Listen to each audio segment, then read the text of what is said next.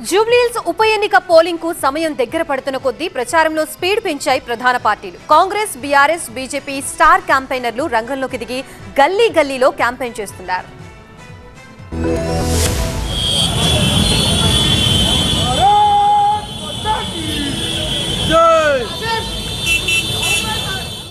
జూబ్లీహిల్స్ లో ప్రచారం మోత మోగుతోంది. ఈ నెల 9తో ప్రచార గడువు ముగియనుండడంతో అన్ని పార్టీలు ముమ్మర ప్రచారంలో నిమగ్నమయ్యాయి. బీజేపీ అభ్యర్థి లంకల దీపక్ రెడ్డి కోసం కేంద్ర మంత్రి కిషన్ రెడ్డి ప్రచారం చేస్తున్నారు. అన్ని పార్టీల కన్నా ముందే ప్రజల్లోకి వెళ్తున్నారు. నియోజకవర్గంలో మహాపాదయాత్ర చేపట్టారు కిషన్ రెడ్డి. ఉదయం 7 గంటల నుంచే జూబ్లీహిల్స్ బస్తీల్లో ప్రత్యక్షమవుతున్నారు కిషన్ రెడ్డి. ఇంటింటికి తిరుగుతూ బీజేపీ కమలం గుర్తుకు ఓటేయాలని విజ్ఞప్తి చేస్తున్నారు. కేంద్రం నిధులతో జూబ్లీహిల్స్ నియోజకవర్గాన్ని అభివృద్ధి చేస్తున్నామని, ఇప్పటివరకు కేంద్రం నుంచి ఎన్ని నిధులు తెచ్చారన్న లెక్కల్ని కూడా చూపిస్తూ ఓటు అడుగుతున్నారు కిషన్ రెడ్డి.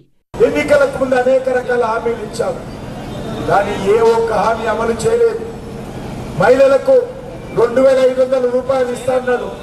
నేను కాంగ్రెస్ పార్టీని అడుగుతా ఉన్నా, జూబ్లీహిల్స్ మహిళలను ఓటు అడిగే ముందు మీరు 2500 ఇవ్వకుండా ఓటు అడిగేటువంటి నైతిక హక్కు కాంగ్రెస్ పార్టీకి లేదు. పెళ్ళైతే 1,00,000 రూపాయలు ఇవ్వలేదు.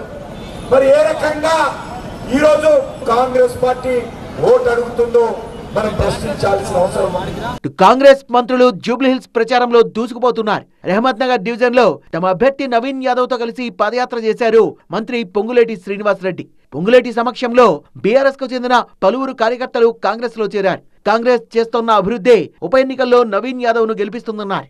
బీఆర్ఎస్ కు చెందిన మాజీ మంత్రులు, ఎమ్మెల్యేలు, ఎమ్మెల్సీలు జూబ్లీహిల్స్ నియోజకవర్గ ప్రచారంలో గల్లీ గల్లీ తిరుగుతున్నారు. వెంగళరావు నగర్ లో మాజీ మంత్రులు, నేతలు ర్యాలీ నిర్వహించారు. మాగంటి సునీతను అధిక మెజార్టీతో గెలిపించాలని ఓటర్లను కోరారు.